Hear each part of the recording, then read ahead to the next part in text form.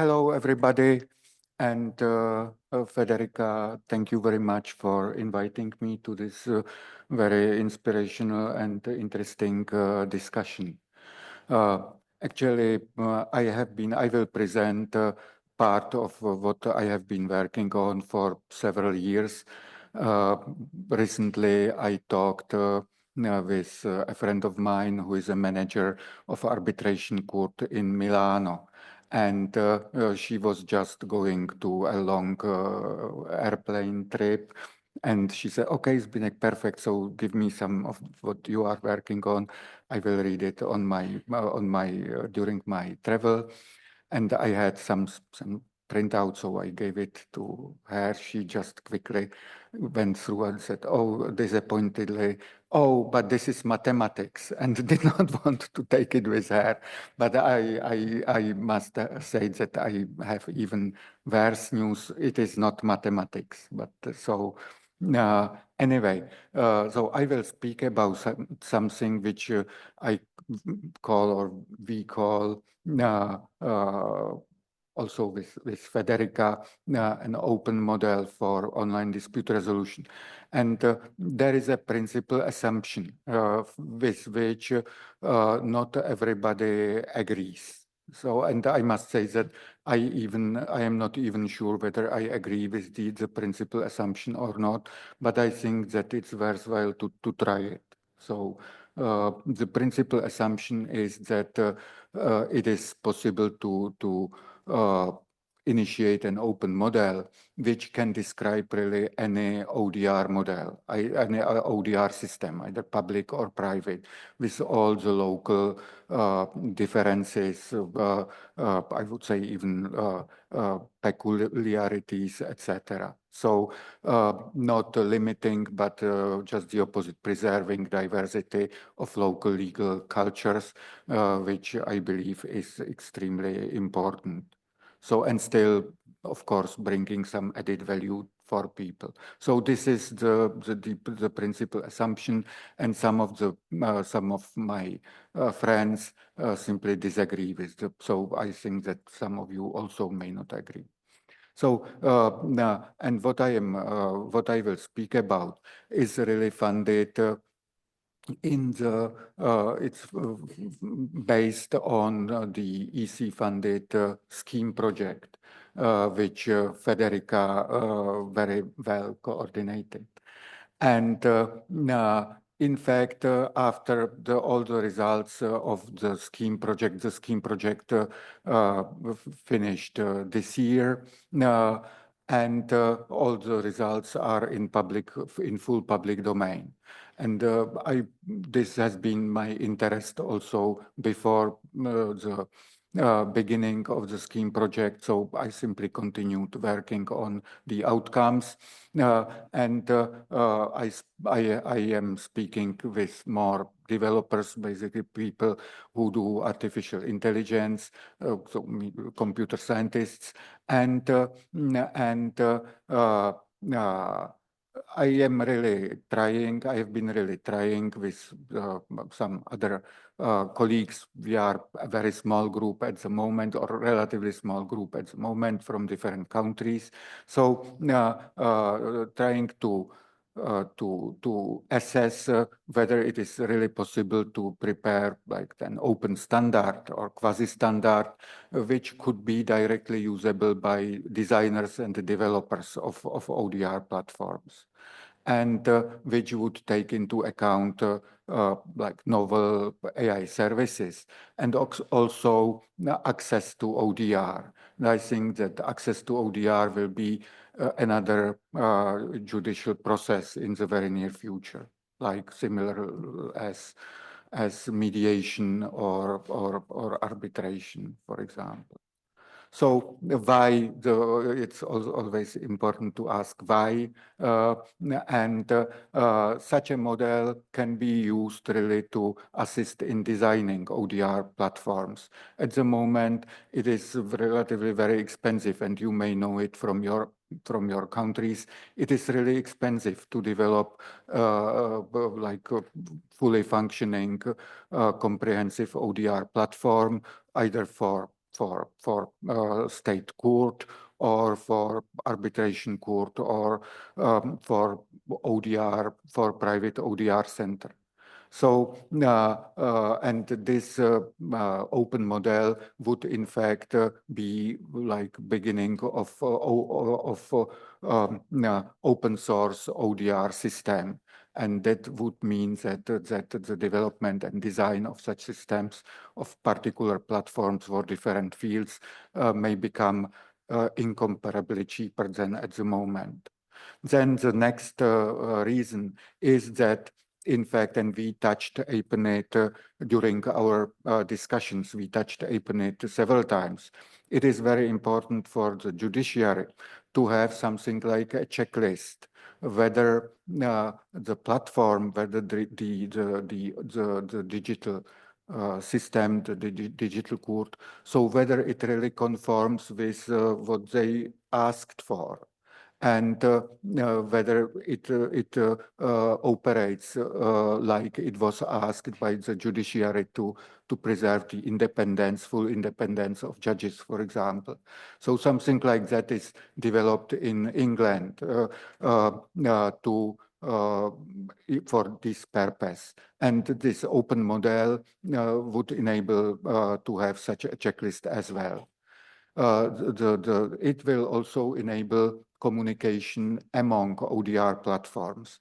And this is what we will see more and more, that in fact, also with the help of the AI, there will be more and more automatized or semi-automatized communication among ODR platforms. This does not mean that there would be lack of human oversight, just the opposite. But basically, this will enable the humans to focus really on the most important parts. And importantly, there will be, hopefully, it will also assist in developing new AI services for the parties. So, for example, and this is what I would really try to try, maybe hopefully in the next projects, that there will be a possibility to have a personalized ODR forms, so that I don't know if I would have some kind of digital inability, digital disadvantage, I would be able to use my own ODR form, maybe trained in collaboration with people with similar disadvantages in my country or even in other countries, and to submit it to a platform of the ODR institution, and still the platform would understand it. So this could really help to resolve the access to justice issue, which at the moment is probably the biggest problem in the best current ODR platforms all over the world.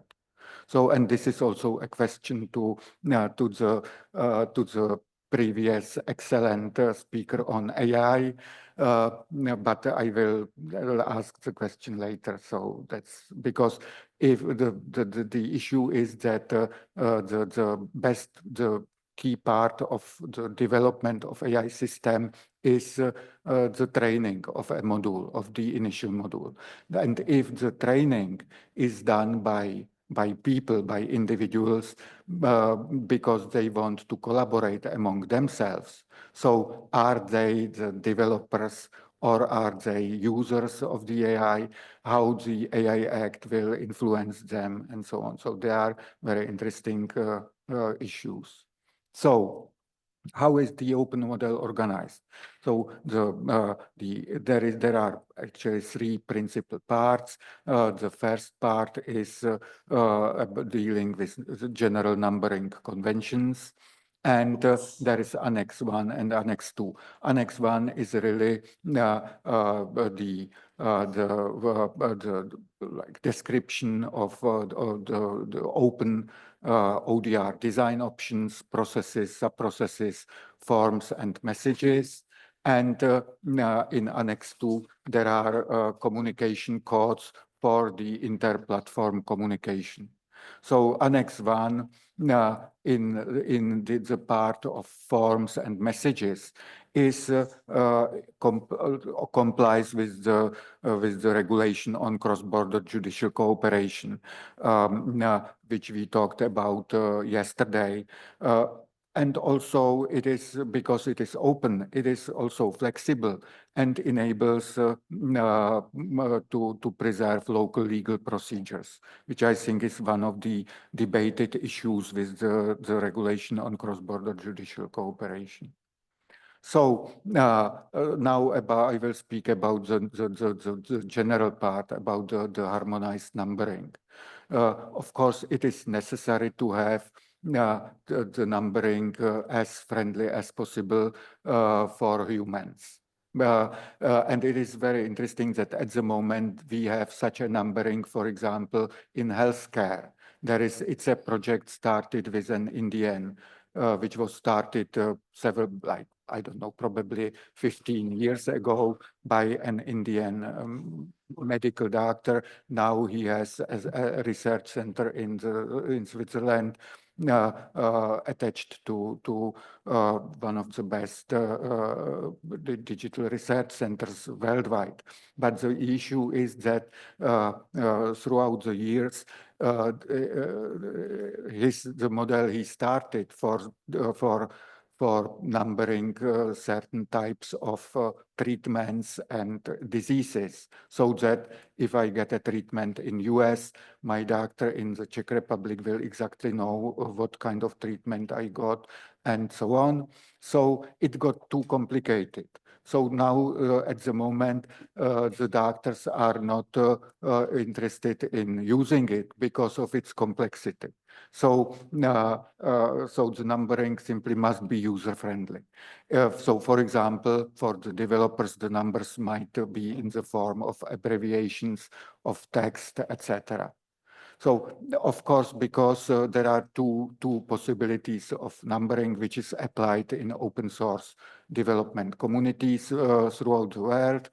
Either, I would say, more organized one, and the more organized one simply needs one fixed stone. Yeah, so with which you need to compare everything else. But the other one is not organized. So that means that you just have some beginning initial numbering, and then basically you just let the community to develop, and you just follow it and select what is the most popular one. But because one of the reasons why I have been, or we have been working on the open model is to enable inter-platform communication. So for these purposes, we assume at the moment that there will need to be like the more organized way of numbering, so that the platforms know exactly, can understand which type of step or data element is being communicated. The numbering can be used by digital tools like BPMN tools. BPMN stands for Business Process Modeling, and then basically when the BPMN is used to develop an ODR platform, then such platform at the same time will have its digital twin. So it will help, for example, again in better developing, modifying the platform, and also in the inter-platform communications. So I will not go through the proposed numbering conventions. There are many, not all, what I provided here just as examples. But the basic from what we started is really that any ODR process is possible to divide into layers, and then basically organize the layers into some more component parts, which I would call namespaces, and the namespaces then into individual data elements. So this is simply the organization. Now, of course, important issue is what are the layers, and the basic layers or levels, hierarchy levels, are following the process of the development of a platform. So again, here, basically, these are the basic hierarchy levels. Again, you can see that there are some design questions. The design questions really provide like basic options for the designers of an online, let's say, of an online court. And during the scheme project, we actually prepared the design questions. They are not, of course, they are not all the design questions. There will be possibilities to add much more and so on. So, and we tested it in few countries on national judges. Yeah, yeah. So, then, of course, you can have the numbering for use for simplified numbering. For low-code, no-code ODR platforms, that would mean that actually the designers and, for example, even the judiciary will not need to have a development team to develop an online platform, but to use the low-code, no-code modules and to establish the codes for their purposes. Then in Annex 1, in Annex 1 actually follows the hierarchy levels which I mentioned in previously for the numbering. So again, there will be design question, design options, etc. And there will be some characteristics, of course, for the different levels and sub-levels. And so there will be some new services, as AI services or access issues. And really, and I will end up with that, and this is something new for inter-platform communication. There will need to be also some, let's say, agreed conventions so that the platform can find certain information on different platform on its website and use it and communicate it. So we call it door codes, and there are some examples of what the door codes will be about. So this is it's a work in progress. This is just let's say a screenshot of what we try to do, and of course it will we are trying to apply it in some first projects, pilot projects. This is a work for a long time. So thank you very much.